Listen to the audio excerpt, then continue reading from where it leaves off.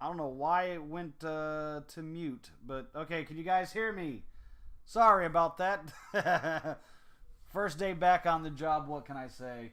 Welcome again to Fourth and a Mile, presented by Planet Adam. I am your host, the Pharaoh of Planet Adam, or God King, if you will. I am Adam Fernandez, and I want to welcome all of you guys in. I just had to also make sure that the correct camera was working because I got the webcam pointing right at me as well. So let me know if you guys can hear me. I see Fingers here, Joey Niblett's here, Greg's here. If anybody else is here, go ahead and let me know. Someone tell me if you guys can hear me or not. I was having issues with both the camera and the microphone earlier, so it's been a while since I've been on here, so I hope it's understandable that I'm having these issues, but we are back, and it wasn't letting me tag my homies Jocelyn and Matt in the description, so I'm going to go ahead and tag them right now. Hey, Tess, welcome on in. Can you hear me, Tess?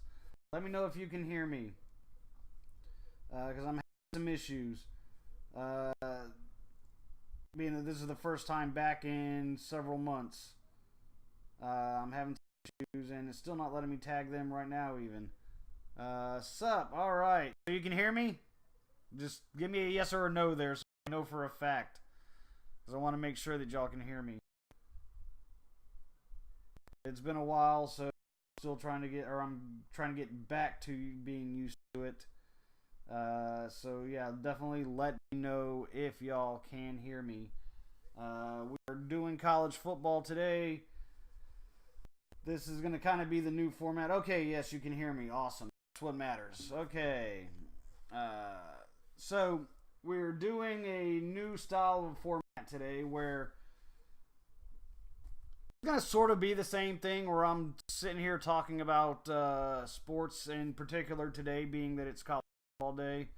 We're going to be talking about college football. I wanted to do this last week. It got really hard to do considering just that I was feeling all that well last weekend and did not have the energy to reset up the studio. So, but I felt that I did not want to disappoint you guys 2 weeks in a row, so I decided to go ahead and put the studio back together this morning, and that's where we are. So we are back. What I want to start doing with the show is start doing a kind of interactive chit chat. Hey, what's up, Pedro?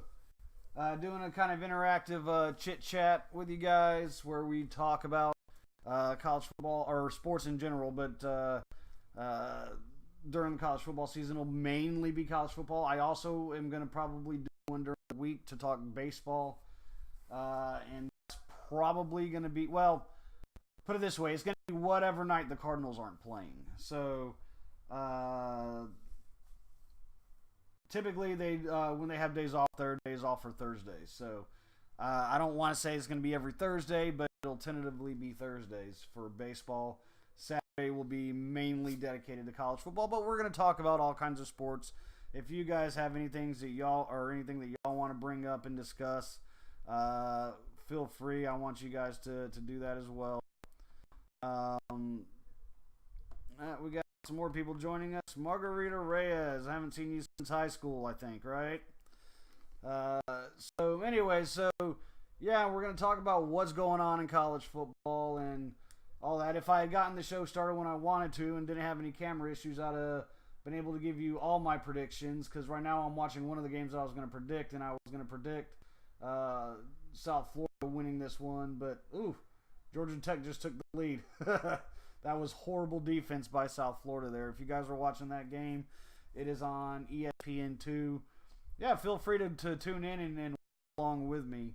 I think you guys might be a little ahead when you watch it, simply because you're not really ahead of me, but you're ahead of what you see on Facebook. You know what I mean? And yesterday I'm drinking Coke because I did not feel like going out to the store to get Dr. Pepper. But we all know that it is Dr. Pepper is one of the sponsors of the show, and by sponsors I mean I keep trying to get a sponsorship from them. Also, guys, don't forget to go over to Bandcamp.com and check out Jocelyn Gonzalez and Matt Hutton and their awesome fucking band, A Bloody Chasm. Check them out. You guys will love them. It wasn't letting me tag them here on the description, so I tried tagging them here in the comments as well, and it wasn't letting me do that either. So let me try that one more time before we start getting into everything college football. Like I said, I wanted to start doing it last week, for the beginning of the season, but yeah, I just didn't have the energy. I wasn't feeling all that well, didn't have the energy to put the studio back together. It's a lot more than it looks to put the studio back together. So yeah, still not letting me tag them. Let me see, maybe putting in her last name might work. Nope, still not. I'll tag them later, I guess. So anyway, so it's a brand new football season. Technically week 2 now, so I guess it's not brand spanking new.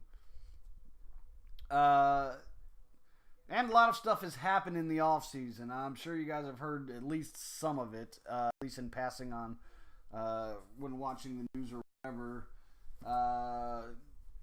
Stuff going on at Ohio State, at Maryland, at Texas A&M, which, by the way, my family's up there.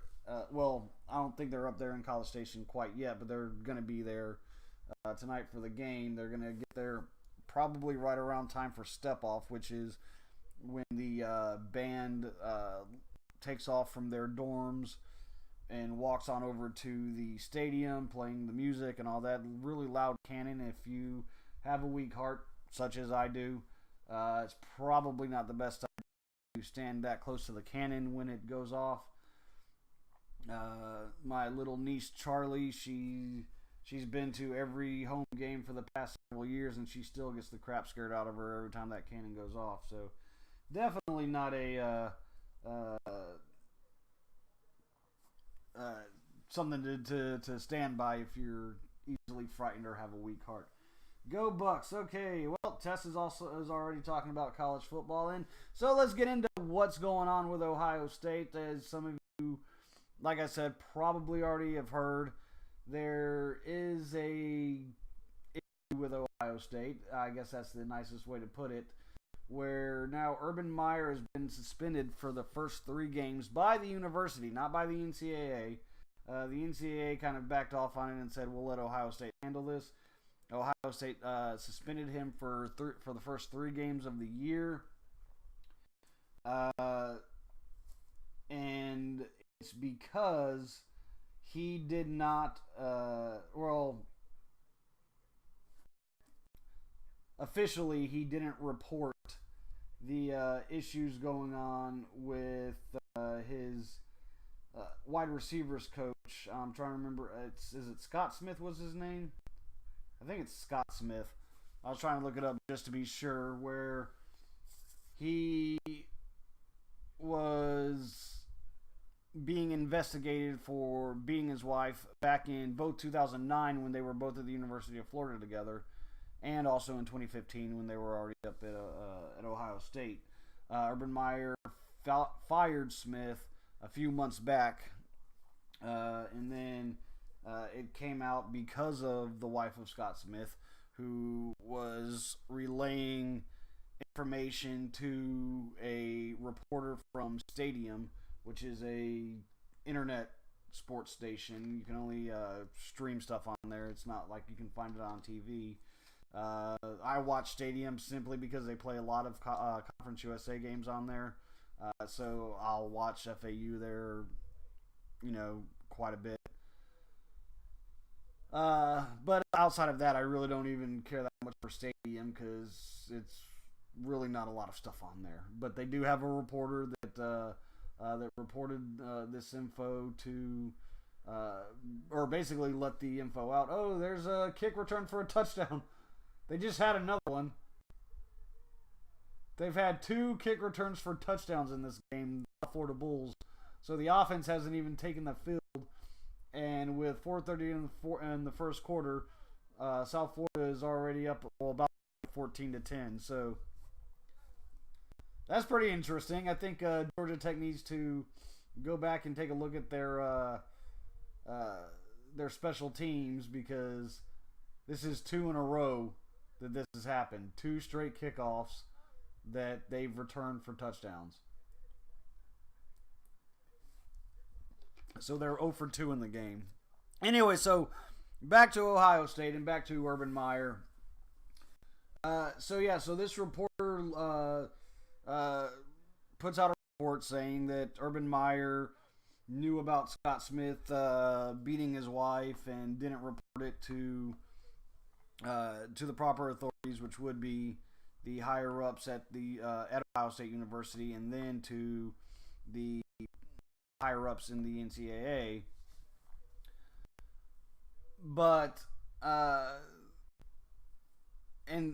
what he was saying, and so he was basically trying to get Urban Meyer fired for breaking Title IX law. Title IX is where it says that any criminal investigations need to be reported to the higher ups. Notice though how I have said that he was never charged. He was never convicted of it. He was never even charged. So it kind of makes you wonder, what should Urban Meyer have reported? Just that he was being investigated? Okay, I can see that. But I don't see that that's being I don't see that as a terminable offense. Not reporting that he's being investigated. The fact is, both incidents, the police found that there wasn't enough evidence to charge Smith with the abusing of his wife. I'm not saying that he didn't. Don't start putting words in my mouth there. I'm not saying that he didn't. but I'm just saying that the police found insufficient evidence, so that's why he was never charged. And if he's never charged with it, you can't say that yes, he definitely did it, because he was never charged. He never got his say. So he was never charged. And one incident where they were Smith and his wife were separated. He had the kids, and she had a restraining order out against him. And look at this. This is going to be a shootout because Georgia Tech, on first down, right after that kickoff return, throws for a touchdown. This is ridiculous. This may be the funniest game I've ever seen here. South Florida is not playing any offense, or not playing any defense. They haven't had a chance to play any offense because Georgia Tech special teams isn't playing any kick coverage. So this is back and forth where it's big play Georgia Tech, kick return South Florida, big play Georgia Tech, kick return South Florida. That's exactly what the game has been so far. So now with 4:21 left in the first quarter, Georgia Tech is now up 17-14. This is going to be a fun game, I think. So anyway, yes, he's never been charged with anything. The wife puts out a restraining order on him. He has the kids. He's trying to take them home. He drops them off in front of the house and watches them go in the house and then takes off. The wife then calls the police saying that he's in violation of the restraining order because he didn't stay, I think it was either 1,000 feet or 1,500 feet away from her. So she would much rather, I guess, have him drop the kids off 1,500 feet away from her and have these kids who are in single digits in age walk on home. So, but yeah, she reported him for violating his restraining order. And now Georgia Tech is squibbing the kick. They're like, we don't want to run that chance again. So that was probably a smarter move. Anyway, so all of this, and we don't know for a fact what Urban Meyer did or didn't say to, and who he did or didn't say it to. We don't know. We do know the Big Ten Media Days, he was asked about it, and his reply was simply, I don't know anything about this. It is not a crime. It is not a terminable offense to lie to the media. The media are out there to make a story. The media are out there to hang you. It's not a lie, or it's not a crime to tell the media, I don't know, especially when there's a good possibility that the university told him, just play dumb, don't say anything to the media. And that's what he did. There's a good possibility that that's what happened. There is not a lot of evidence against Scott Smith that he did anything. I'm not saying that he didn't. And if he did beat his wife, I hope he rots him. At the same time, I can't say that he did, because there was an investigation done by 2 separate police departments, and neither one of them found anything. He was let go on both charges because he wasn't even charged, put it that way. So now you're asking Urban Meyer to be fired for not reporting something that didn't happen. That, to me, just doesn't make any sense. And I am not a Ohio State biased fan. Anybody who's known me since, well, we'll say 2000 at least, knows that I absolutely cannot fucking stand Ohio State. In Miami out of the national championship back in the 2002 season, and even the refs admitted that they fucked that call up. So I am by no stretch of the imagination an Ohio State fan. I stand Ohio State. I would love to see the program burn. Although it is always fun to see them beat Jim Harbaugh, because I can't stand Jim Harbaugh either. But I can't stand Ohio State. So this is not coming from an Ohio State biased source, guys. I am not that. I can't stand Ohio State. But I'm also saying that it's ridiculous to ask for Urban Meyer to be fired for not reporting something that may or that might not have happened. I don't see how he broke Title IX there, especially because we don't know if he said anything to Ohio State or not. We don't know what happened. So I think Ohio State did the right thing. For PR purposes, yes, go ahead and suspend him. They suspended him for 3 games. I think that that's fair. Mainly to satisfy the mob. I think it was fair of them to do that. I don't think he did anything wrong because by everything I can tell, this woman is a little crazy and is possibly making stuff up. So yeah, that's what's going on over there at Ohio State. And let's see I can't remember who Ohio State's playing today. Let me go ahead and look that up here real fast. I didn't do any notes or anything like that today simply because, well, hey, I'm just wanting it to be a relaxed, chill conversation kind of show now. That's what I'm wanting. You know, where we just talk about what's going on in sports. And, I mean, we can talk about other things as well if any of you guys want my opinion on anything. If you want my, opinion on, well, anything. I'll be free. I'll be more than happy to talk about it. Let's see here. College football schedule. Let's see. Ohio State might not even be playing today. Let me see. Oh, wow. In Madison, Sean, if you're watching, and I don't see you watching, but if you turn in here in a little bit, right now your Badgers are down 7-3 to New Mexico. That's a bit of a shock. Wisconsin's ranked number 5. New Mexico hasn't been ranked. I'm trying to think of how long it's been. Probably decades now. So that's a pretty big one. I am looking forward to the UCLA-Oklahoma game because it kicked the shit out of my FAU Owls last week. It was bloody. Looking forward to seeing them do the same thing to UCLA so that I can at least say that, well, at least my FAU Owls aren't the only ones that Oklahoma kicked the shit out of. It'll be Chip Kelly's second game. He lost last week, UCLA did, to Cincinnati, which was a huge upset. Okay, no, at 2:30, Ohio State are playing Rutgers at the Horseshoe. So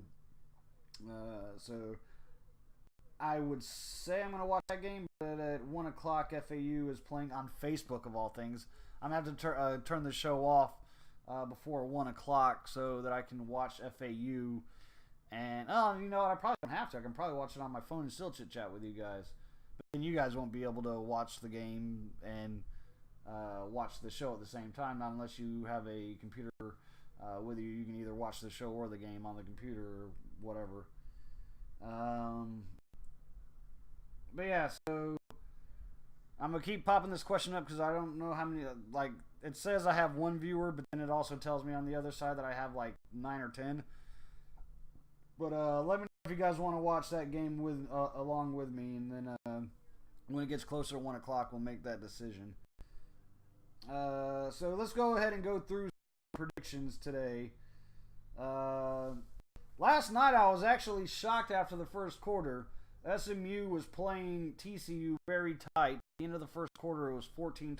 TCU was leading, but SMU was playing them very tough. And then the second quarter, third quarter, and fourth quarter rolled around, and the final score ended up being 42-12 TCU. So, wasn't that shocking in the end after all. And USF, oh no! I was going to say it was a USF touchdown, but he did not control the ball and fell to the ground, and so... But there's a flag. I'm not sure what the flag was. It's in the area of pass interference. It might even be a hold. Let's see.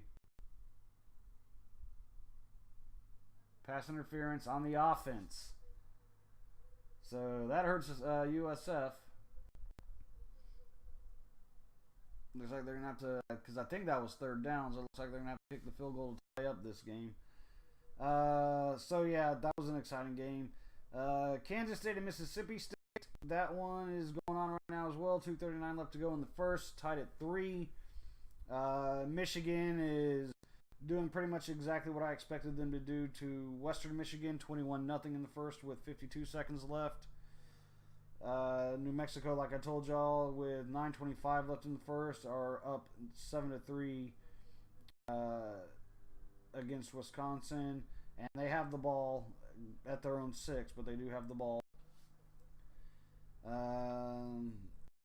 All the games on here, so let's go into other ones then.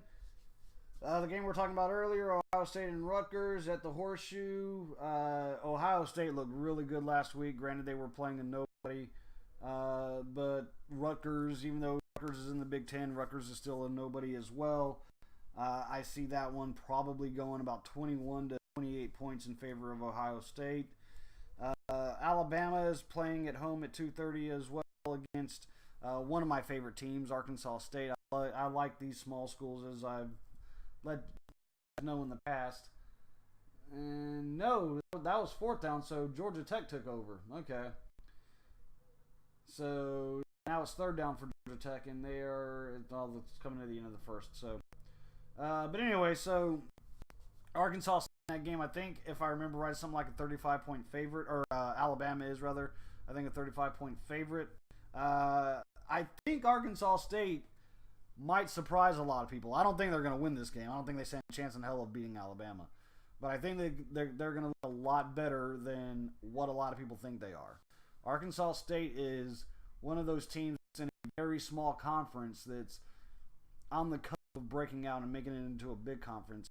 I think they're in the area, and I think it would be very entertaining to see them join the Big 12 down the line, not next year or anything like that. But Blake Anderson's done a great job as their head coach. They have this great senior quarterback, Justice Hansen. I don't think they stand a chance in hell of beating Alabama, but I think that they can put some points up there and shock the shit out of a lot of people, a lot of college football pundits or whatever. So I would think it's probably going to end up being something like 42-21, which 21 points against Alabama for Arkansas State, that would shock a lot of people. So I think that they can do something like that. Let's see, you got Georgia and South Carolina. I expect Georgia to trounce South Carolina. South Carolina is ranked number 24. Georgia's number 3. Georgia is just too damn good. It would not surprise me again. Like, honestly, the playoffs this year, I see them panning out the exact same way that they panned out last year. The same 4 teams. Oklahoma, Georgia, Alabama, and Clemson. But we're going to get into Clemson here in a little bit. I completely see that happening again. It would not shock me one bit if they do. Let me see here. I'll scroll down in y'all's comments because I'm using my phone to look at this. Okay, I got a couple other people in here now. But yeah, I'm expecting Georgia to win that one pretty damn big. South Carolina is a much improved team from a couple of years ago. They're not good enough to compete with Georgia. I'm expecting that one to be a 21-point win there for Georgia as well. Ball State going to Notre Dame. As I always do, think Notre Dame is vastly overrated. They're ranked number 8 because they beat Michigan last week, which I think Michigan is vastly overrated. But Notre Dame should still have no problem handling Ball State. Let's see. Oh, now they're not showing me the rankings anymore, so I don't even know what some of these schools are ranked. Washington lost last week to Auburn. It was a pretty good game. They're taking on North Dakota. I expect the Huskies to run over North Dakota. West Virginia will run over Youngstown State. Miami, who got embarrassed last week against LSU, is playing Savannah State today. Again, is another run over those guys. UCF will be playing South Carolina State. UCF will run over South Carolina State. LSU will run over Southeast Louisiana. Then we come to Clemson and Texas A&M at College Station. Texas A&M is not ranked right now, but I think that they're good enough to where they should and possibly could be ranked, or could and possibly should be ranked. Clemson is still a very good team, and they know Jimbo Fisher, who's the new head coach of Texas A&M. But Jimbo Fisher knows Dabo Swinney, the head coach of Clemson, and he knows the Clemson football team.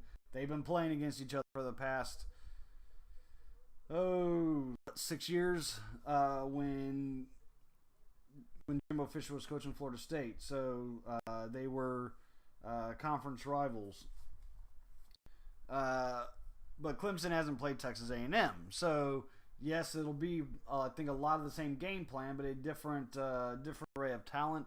I honestly think that right now the talent at Texas A&M is vastly superior to the talent that Florida State has this year and had last year.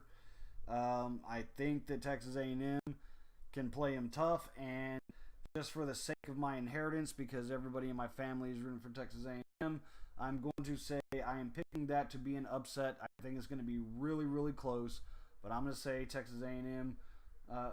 Almost block punt. Texas A&M wins that game something like 21-17. I think it's going to be low scoring. I think both defenses are going to shine in that game. Both offenses will come out and show signs of greatness, but the defenses will be too overwhelming. I don't think Kelly Bryant is as good a quarterback as what a lot of other people I've seen think he is.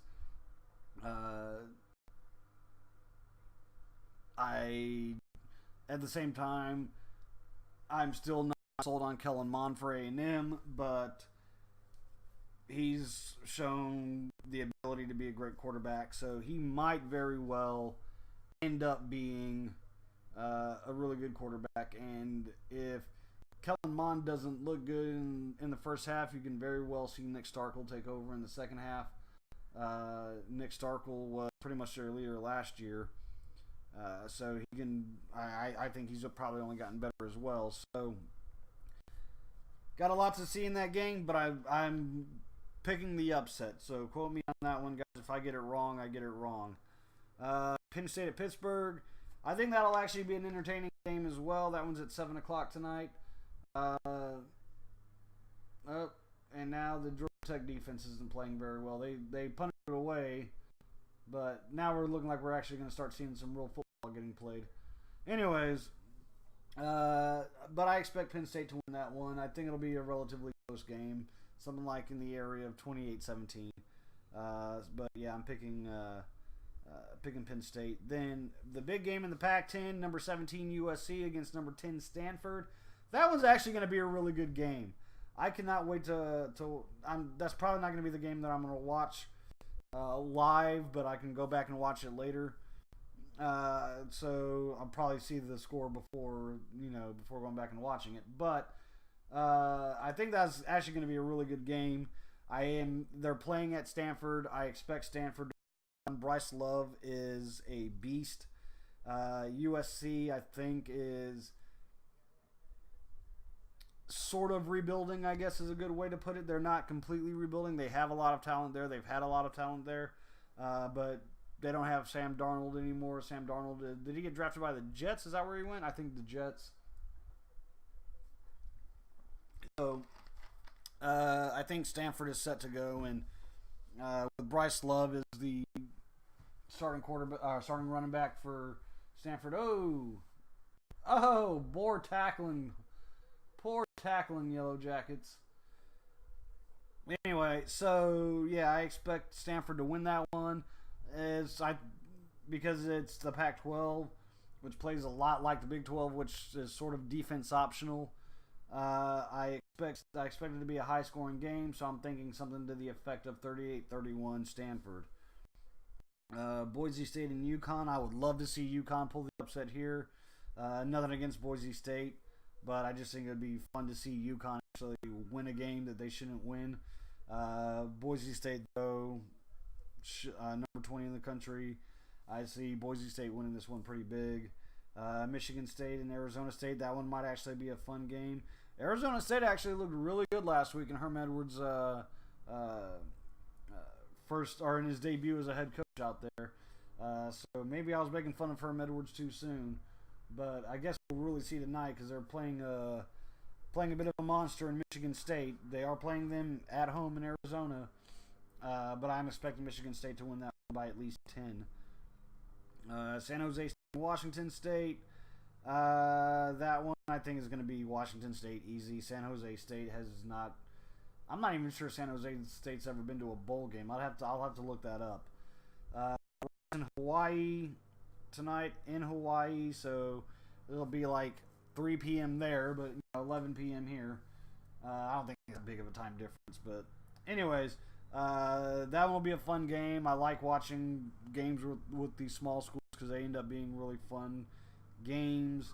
I'm expecting Hawaii though to trounce Rice. Hawaii looked really good in week 0 and looked pretty good last week. I really see Hawaii just trouncing Rice. Rice is they have a new head coach. Oh my God, that's again piss poor tackling by Georgia Tech. Jeez. So yeah, I don't see them doing anything this year at all in Conference USA.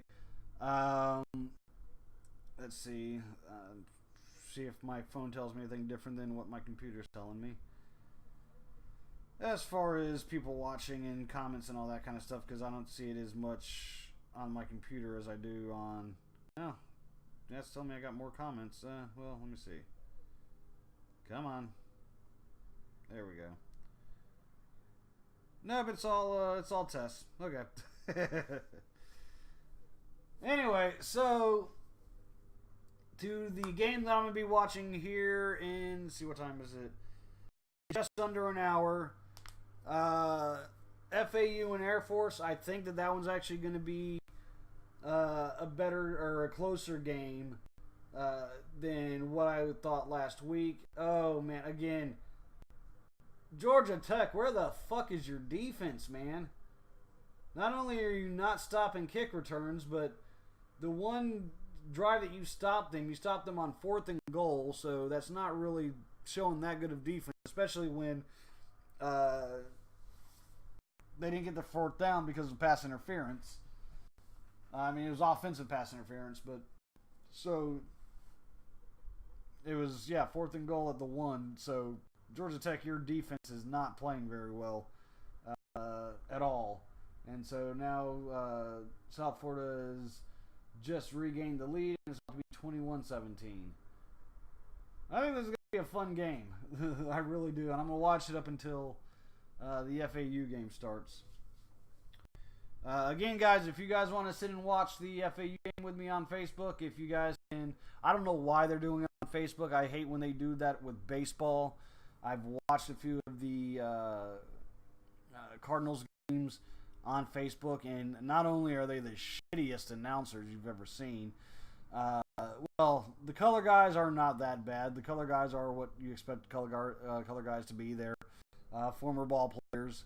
The most recent one that I can remember, it was, I don't remember what the announcer's name was. And frankly, I don't think anybody gives a shit what his name was. He sucked. But they did have Dan Plesac in there and Jason Mott in there as the color guys. Dan Plesac was a former relief. Well, both of them are former relief pitchers in the majors. Jason, it was the Cardinals and the Brewers. Dan Plesac played a lot of years for the Brewers. Jason Mott played a lot of years for the Cardinals. So that wasn't all that bad. It was just, it was just a god awful announcing though. It was by a guy who seemed to me that he just graduated from college with his degree in broadcast journalism, which, you know what, that's cool. Give him a shot. I understand that. You know, I'm not saying hold him down, but it's like, come on, man. If you're gonna do this with the major leagues, bring in an experienced announcer, not a brand new, just freshly out of Yale announcer. I mean, I think I still heard his voice cracking from puberty, and it just wasn't very good. But yes, they're doing that with college football now too. So I'm gonna be watching FAU and Air Force. I think it'll be a lot closer of a game than I would have thought last week. Although last week I wasn't, and I'm talking about before FAU got destroyed by Oklahoma. I thought Chris Robinson would come out and look a lot better at quarterback than he did. Uh, but he may very well come out this game and look a lot better than what he did last week. I do believe that a lot of it was nerves. He went back into Oklahoma where he actually got a scholarship to play as a four-star quarterback to play at Oklahoma, and then came in Baker Mayfield, and so he decided to go ahead and transfer out, went over to FAU, had to sit out a year because he was a transfer, and so that was his first ever start. You never want your first ever start at the college level to be at a school like Oklahoma where they have 100,000 people in the stands and the all-time great powerhouses of college football. And yes, I know there's a lot of Texas Longhorn fans that'll be watching this on Facebook. Sorry, guys. Texas can't hold a candle to what Oklahoma's done, over decades. Sorry. Texas is not Oklahoma. But, yeah, so I felt bad for him. At the same time, I was still getting pissed off and cussing him out because he really just sucked. That first drive, he looked really good. The first drive, I actually thought FAU looked really good, taking the ball down the field. Penalties cut that drive short. There was a penalty for an illegal block on Harrison Bryant, the tight end, and to be honest with you, I don't blame him. I didn't even know that was a new rule this year, that you're not allowed to block low from the side or something like that, I think is what the rule was. I didn't know that, so when I saw the replay, I'm like, what the hell kind of a call is that? And then they explained that it was a new rule, and I'm like, well, shit, I didn't know that one. So, and then it made sense, like, okay, yeah, I see it, okay. But they were driving against Oklahoma on that first drive, but after that penalty, and after penalties just cut that drive short, FAU just played like shit the rest of the way. They weren't tackling. They weren't moving the ball at all. They were having trouble punting the ball. It was just a bloodbath, and I expected Oklahoma to win. I didn't expect them to make FAU look like a middle school team, and that's essentially what they did. I actually think that Oklahoma is going to end up being one of the better teams in the country. I definitely see them back in the playoffs again. Like I said earlier, I expect the playoffs to be the same as they were last year. Alabama, Georgia, Clemson, and Oklahoma. Although I am picking Clemson to lose tonight. A, that's mainly because of my inheritance, but B, even if they lose tonight, doesn't mean that they still won't make it to the playoffs this year. They lost to Syracuse last year. Further down the line, I don't remember what week that was that they lost to Syracuse, but they still made it to the playoffs. They lost in the semi to Alabama. So I can't see how you can keep them out. If they lose tonight and then go undefeated the rest of the season, I don't see anybody in the ACC that can even compete with them right now. I think the best competition that they have in the ACC is Virginia Tech, and I don't think Virginia Tech's all that good of a football team. Florida State, sorry, they're not good. Miami, I would love to say that Miami is going to be a good team, but what I saw from them last week, if they keep Malik Rozier as a quarterback, or I'm sorry, he's corrected when it's Malik Rozier. It's Rozier. Shut up. Your last name is Rozier. You don't have to lie to everybody. Your last name is Rozier. If he stays at quarterback, they're not going to stand a chance of even competing with Clemson. So, they could still make it back to the championship or the ACC championship and play Clemson again. But just like last year, Clemson will blow them out of the water. So they need to find a quarterback, and it's not Malik Rozier. And so if I'm Mark Richt, one of the main things I'm doing in recruiting is finding a quarterback, because if you don't have someone that can replace Rozier this season and be better than Rozier, then this season's a wash. But if you don't start recruiting and getting another one in for next year, or the year after that, the next year and the year after that are also going to be washes because I just don't see Rozier being able to carry that load. Let's see. Apparently someone else has joined us too, but it's not telling me who now. Anyway, so everybody, if you're here, go ahead and tell me hi so that I know that you're paying attention and liking the conversation. Let's make it a conversation, guys. Talk to me. Ask me about anything. I'll give you an answer. Maybe not about anything. You know what I mean? Yeah, you know what I mean. You know what I mean?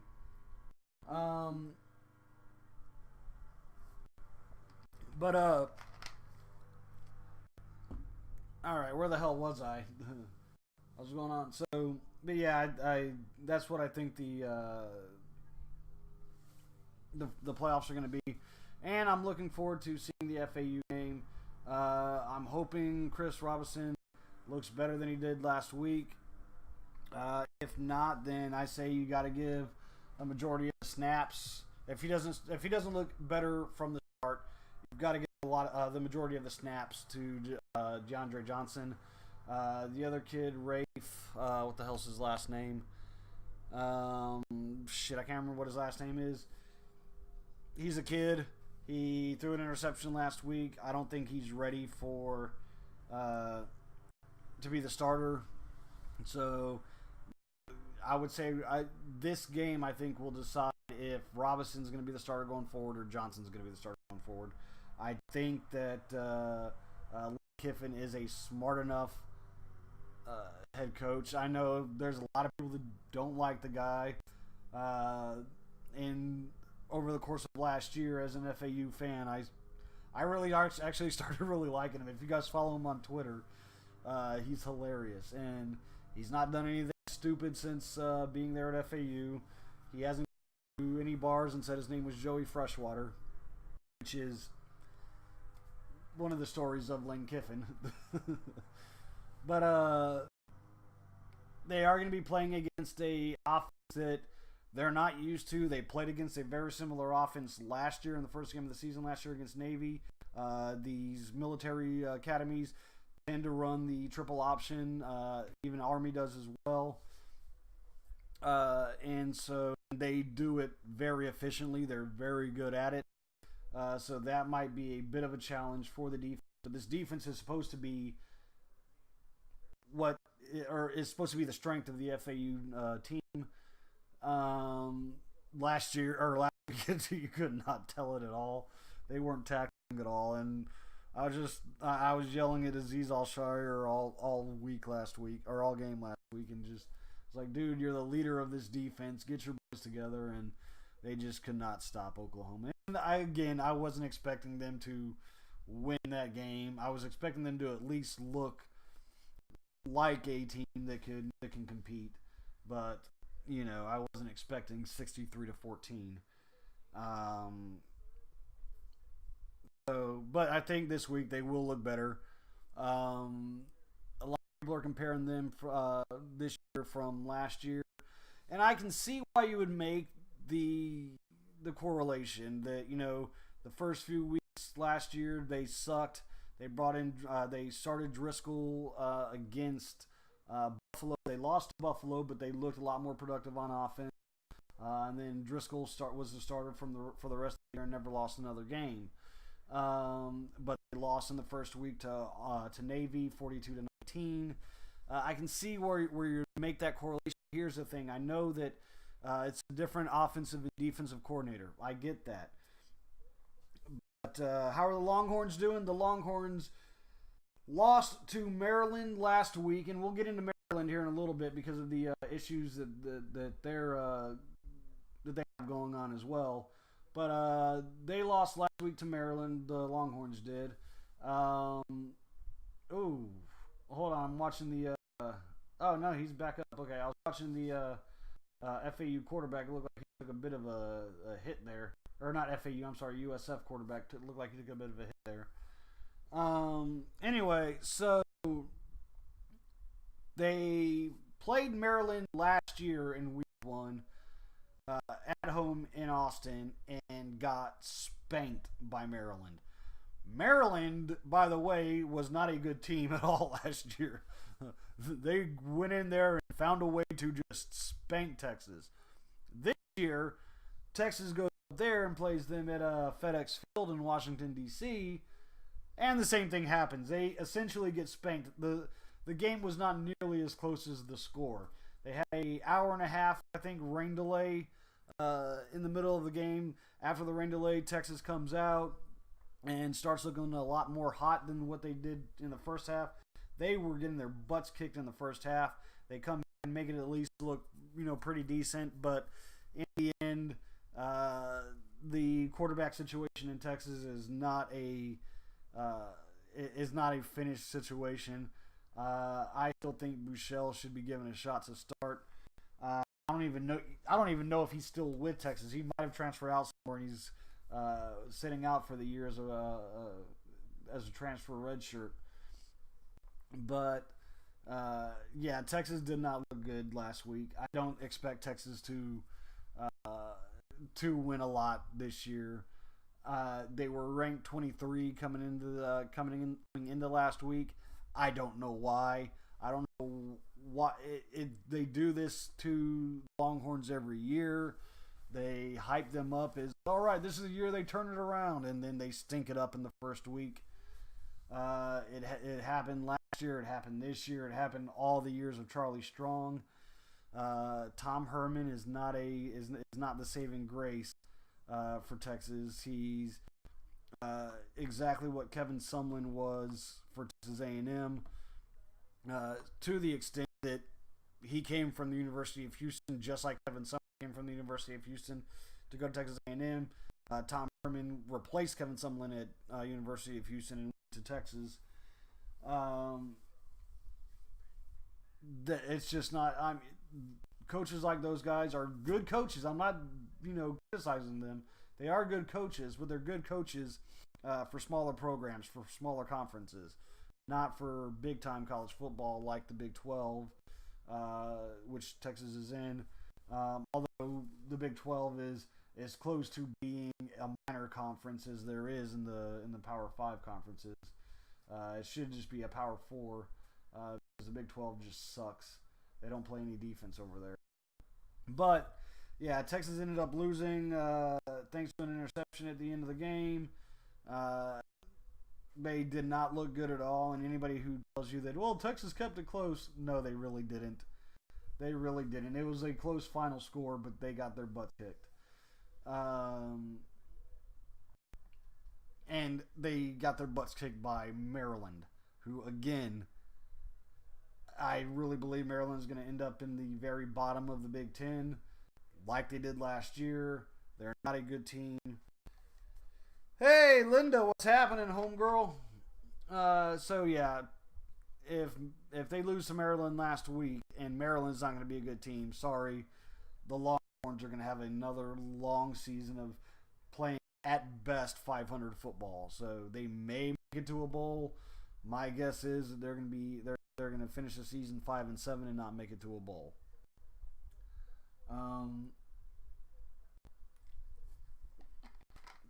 So yeah, that's how Texas is doing.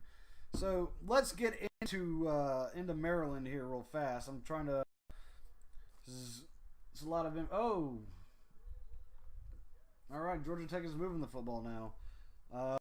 I'm trying to remember what the head coach's name was, or is over there, because he's still technically the head coach in Maryland.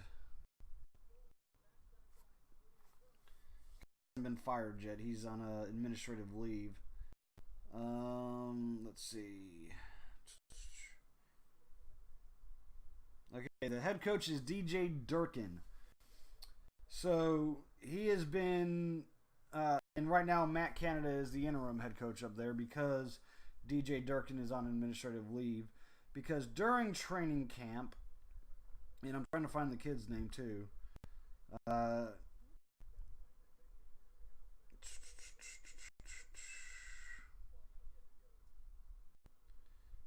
Give me a second. I'm trying to find it here.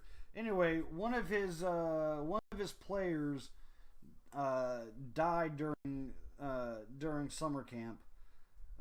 which is leading up to the season. It's the month before the season. Died, presumably something like heat stroke, and so the head trainer was, I believe, fired, and DJ Durkin, the head coach, has been put on administrative leave since then. And man, I'm trying to find this kid's name. Anyway, and so they went out there and they dedicated the game last week to their fallen teammate. And again, I just cannot find his name here. Let me see if I can find it in this story from Fox Sports. And you know what? The Longhorns did a very gracious thing last week. The first offensive play of the game, the kid that died was an offensive lineman. So first offensive play of the game for the Terrapins last week. They went out there with 10 men instead of 11 and left a hole in the line where that kid was the starting offensive lineman. And they didn't snap the ball. They just stood there in formation. Texas was lined up, stood there in formation with them. They got a delay of game penalty, and then Texas declined it. And then I thought it was a very moving thing for them to do. I thought it was really gracious of Texas. I hate saying anything good about the Longhorns. I really do. But I really thought that was a very, very nice gesture by them to go along with that for these Maryland players. And man, I still cannot find his name. But anyway, yeah, he was an offensive lineman. He died of heat stroke, or died because of heat stroke during summer camp, or I guess they technically call it fall camp. But I'm like, dude, it's like July and August. That's summer. Yo, Kirk. Hey, Kirk. About 30 minutes. Can you be over here? I'll pay you for some beer, and then I'll order some pizza, and we'll watch the FAU and Air Force game. Or are you at work right now? If you're at work right now, don't worry about it. But yeah, if not, get your ass over here. Bring some beer, and I'll give you the money for the beer, and then I'll order some pizza, and we'll watch the game. But yeah, so that's what's going on with Maryland right now. So they still haven't announced what they're going to do with DJ Durkin right now. We just know that he's on administrative leave. He's probably going to stay that way for the rest of the year. This interim head coach of Canada is probably going to take over the program after the season. I'm expecting them to fire DJ Durkin, which I'm not sure that it's all that justified. He's not the one who. Let me see. Come on, computer. Yes, you're at work. Or yes, you want to come on over. So yeah, I mean, I'm not sure. Overall, he's got the say. I understand that. But he's also going by what his trainers say, and his trainers are saying the kid's all right, he'll be all right, da da da da. And so he has to go by the best information he's given. And so he brings the kid back out. So I don't think he's as much at fault as what the trainers are. They fired the head trainer, like I said. I think that was very justified. Durkin himself, I can't say that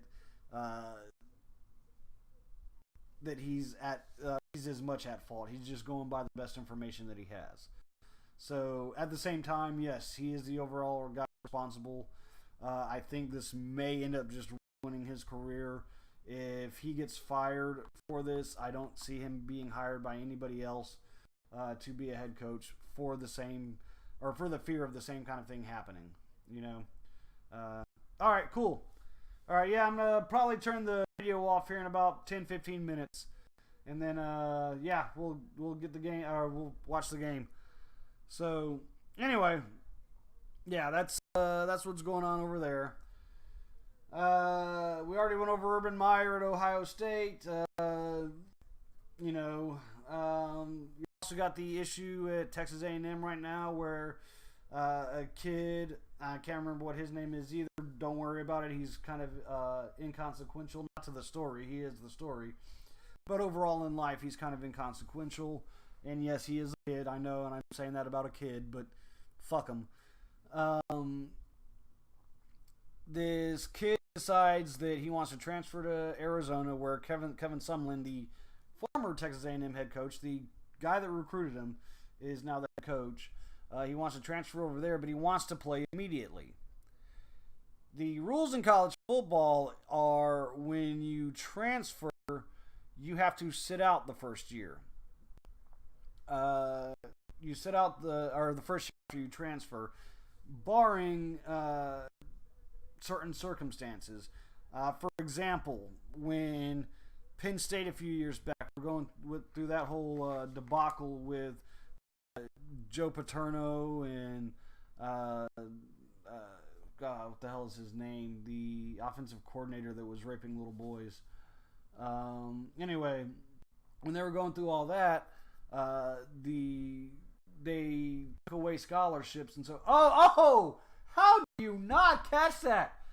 That was in your hands, man. All you have to do is close your damn hands. That was a perfect pass. Oh my God! How do you miss that? Oh God, dude, you got to go ahead hang your head in shame now, man. Blake Barnett just threw a beautiful pass. I think he's actually looking good. This is his first start with USF. He sat out last year because he was a transfer as well, and they had Quentin Flowers as their starter. I always thought Quentin Flowers was a little overrated. I don't think he was nearly as good as what they always made him out to be. But Blake Barnett here is looking really good. Anyway, so yeah, back when Penn State was going through that whole ordeal, Jerry Sandusky was the guy's name. They took away scholarships from Penn State as part of the punishment, which is they gave them the death penalty, but not completely. They let them play the next year. They just took away a shit ton of scholarships. So these kids weren't going to be able to play football for Penn State without having to pay to attend Penn State because they weren't getting the scholarships anymore. And they did that for a couple of years. So, but those kids were able to transfer off, and then if another school wanted to offer them a scholarship, they can go over to that school and then play automatically because there was an extenuating circumstance behind why they're transferring that results from issues with the program. If it's just, well, I'm not getting to start here and I want to transfer somewhere else so I can get a chance to start, that's not an extenuating circumstance. That makes you have to go ahead and sit out for a year after transferring. So, and that just counts as a red shirt. So you don't lose any eligibility. You just lose that 1 year of playing time. But you're still able to play. Let's say you transfer out after your freshman year. You have to sit out that 1 year, but you still have 3 years of eligibility. And that's where you get a lot of these, what you hear. Okay, now that was just a horrible pass by Barnett. I'm not sure if that was a bad route or a bad pass.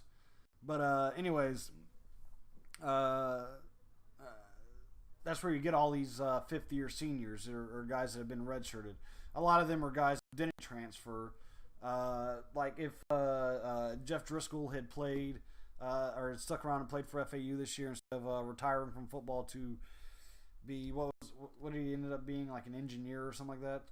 And he decided he wanted to play another year. He would have been a fifth-year senior. He had graduated this past spring, and so he'd be playing football for FAU just to play football for FAU. Because trust me, he didn't have a future outside of college football. Not trying to insult the guy or diminish the guy. I don't think he would have ever made it in the NFL. His brother sure as shit didn't. But you know, I mean, he ran the Lane Kiffin offense very well. So, all right, is any other questions or any other suggestions or anything like that? Also, I want to bring up another suggestion that I'm considering doing. This is before I hang up with you guys.